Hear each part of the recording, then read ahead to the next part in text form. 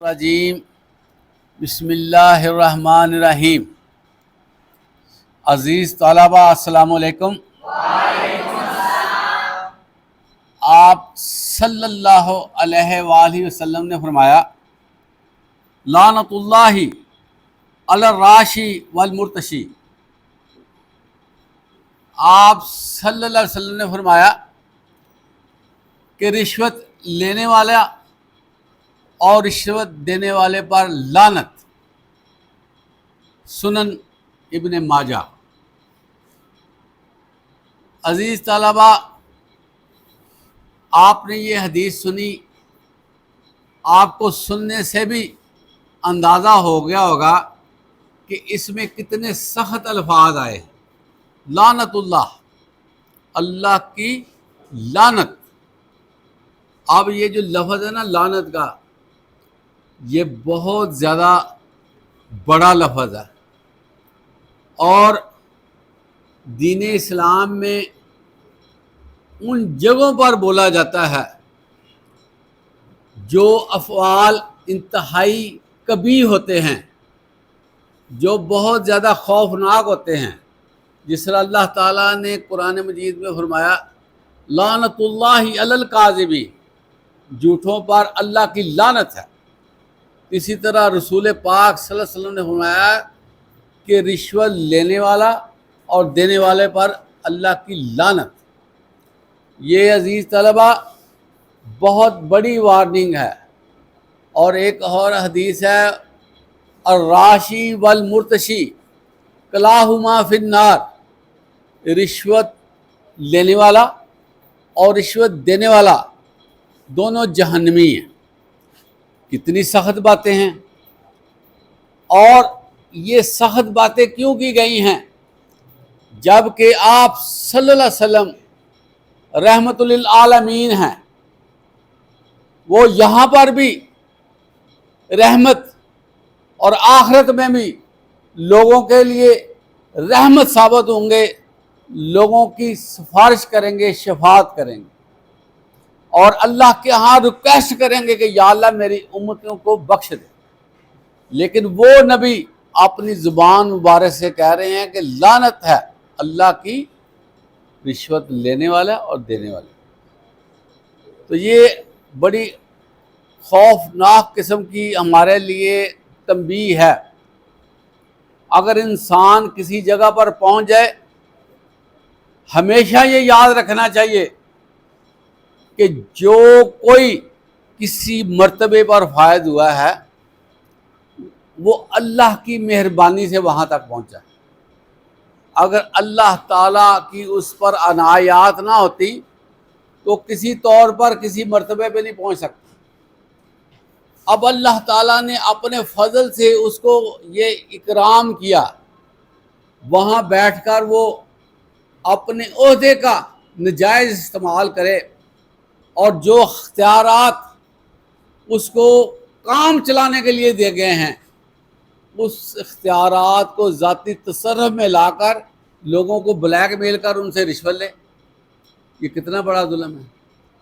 اسی طرح عزیز طلبہ، جو شخص نجائز کام نکلوانے کے لیے کسی کو پیسے دیتا ہے، یہ یاد رکھیں جب وہ کوئی نجائز کام لیتا ہے وہ کسی اور کا کام ہوتا ہے جو میرٹ پہ آ رہا ہوتا ہے، اس میرٹ کا تہس نہس پھیر کر وہ رشوت دے کر وہ خود میرٹ پہ آتا ہے، خود کام لیتا ہے، اور انتہائی کبیح عمل ہے جس سے معاشرے کی ساری اقدار تہس نہس ہو جاتی ہیں، برباد ہو جاتی ہیں، معاشرے کی سمت ختم ہو جاتی ہے، معاشرہ انسانوں کا معاشرہ نہیں رہتا بلکہ حیوانوں کا آ جاتا ہے۔ اتنی بربادی والا یہ فعل ہے کہ اس کو جتنا بھی کنڈیمڈ کیا جائے اتنا ہی تھوڑا، یہ میں آپ کو بتاؤں، اس کے لیے جتنے بھی سخت الفاظ لیے جائیں اتنے ہی تھوڑے ہیں، یہ اتنا کبیح عمل ہے۔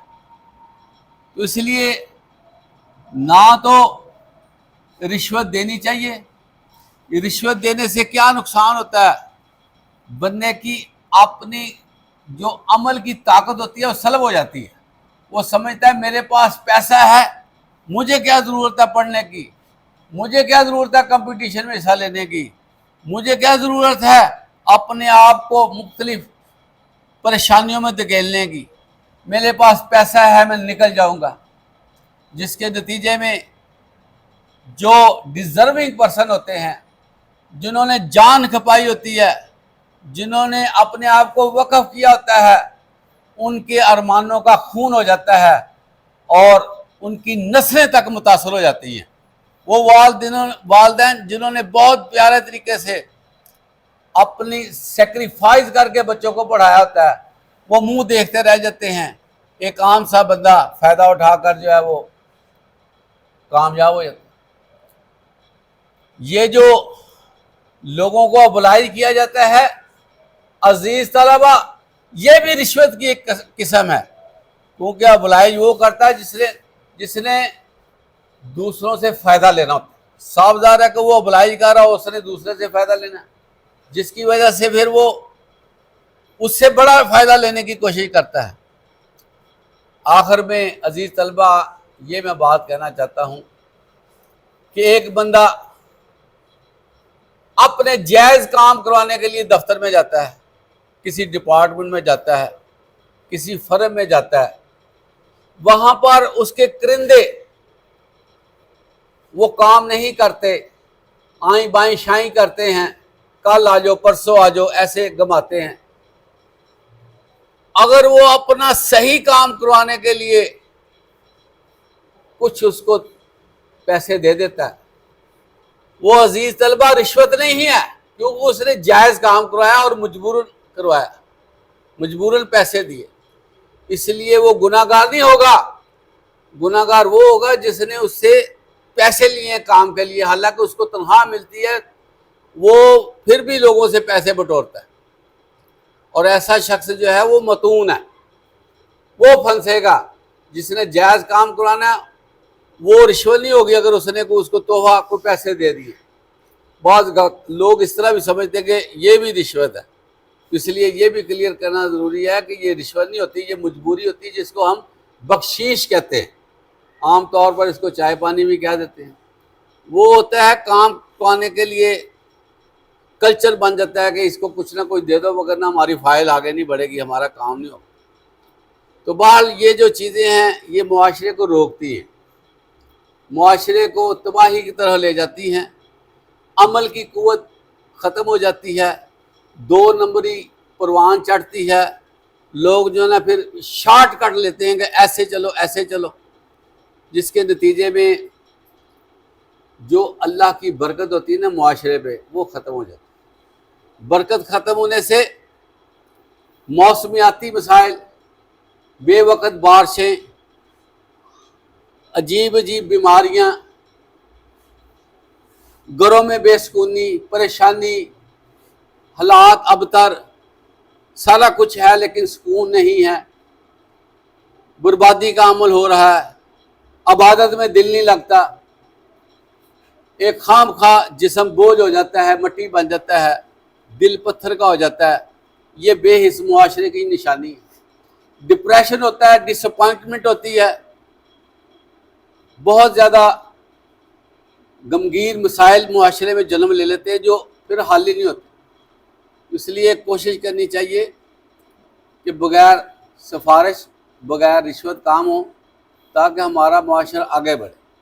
اللہ تعالی ہمیں اچھا شہری بننے کی توفیق عطا فرمائے، اور اگر ہمارے پاس اختیار آ جائے تو ہمیں وہ پبلک کی ویلفیئر کے لیے استعمال کرنا چاہیے.